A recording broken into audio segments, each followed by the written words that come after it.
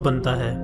خواتین و حضرات، واشنگٹن کا ایک ڈاکٹر اپنی کتاب میں لکھتا ہے کہ میرا دل کرتا ہے کہ سارے ملک میں نماز کو نافذ کروا دوں۔ جب اس سے وجہ پوچھی گئی تو اس نے بتایا کہ نماز کے اندر اتنی حکمتیں ہیں کہ کوئی سوچ بھی نہیں سکتا۔ وہ نماز کے فائدے بیان کرتے ہوئے کہتا ہے کہ اگر انسان کے جسم کو مادی نظر سے دیکھا جائے تو انسان کا دل پمپ کی مانند ہے جو پورے جسم کو خون سپلائی کرتا ہے۔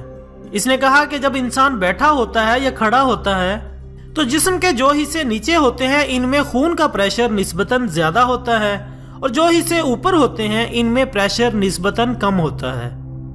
مثلا 3 منزلہ عمارت اور نیچے پمپ لگا ہو تو نیچے پانی زیادہ ہوگا اور دوسری منزل پر بھی کچھ پانی پہنچ جائے گا، جبکہ تیسری منزل پر تو بہت ہی کم پانی پہنچے گا۔ حالانکہ پمپ وہی ہے لیکن نیچے پانی پورا دے رہا ہے اور اوپر والی منزل میں بہت کم۔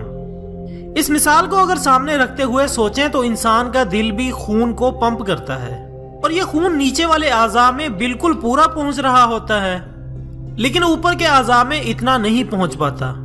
جب کوئی ایسی صورت آتی ہے جس میں انسان کا سر نیچے اور دل اوپر ہو تو خون سر کے اندر بھی اچھی طرح پہنچ جاتا ہے، لیکن یہ تب ہی ممکن ہے جب انسان نماز پڑھے، کیونکہ جب انسان نماز کے سجدے میں جاتا ہے تو محسوس ہوتا ہے جیسے پورے جسم میں خون پھر گیا ہو، اور آدمی اگر سجدہ تھوڑا لمبا کر لے تو محسوس ہوتا ہے کہ چہرے کی جو باریک باریک شریانیں ہیں ان میں بھی خون پہنچ گیا ہے۔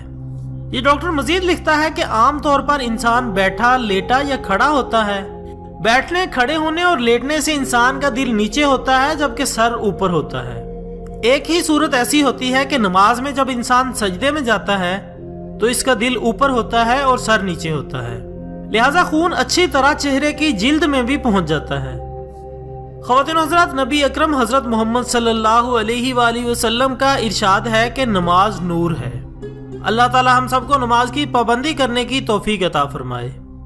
آپ سے گزارش ہے کہ ویڈیو کو زیادہ سے زیادہ شیئر کریں تاکہ آپ کی وجہ سے کسی کے بھی دل میں نماز کی محبت پیدا ہو جائے۔ ویڈیو پسند آنے کی صورت میں ویڈیو کو لائک اور شیئر ضرور کریں۔ اس کے ساتھ ہی آج کی ویڈیو کا اختتام ہوتا ہے۔ ملتے ہیں کل ایک نئی ویڈیو کے ساتھ، تب تک کے لیے اجازت دیجیے گا۔ اپنا دوستوں، رشتہ داروں اور گرد و نواح کے تمام لوگوں کا بہت خیال رکھیے گا۔ اللہ حافظ۔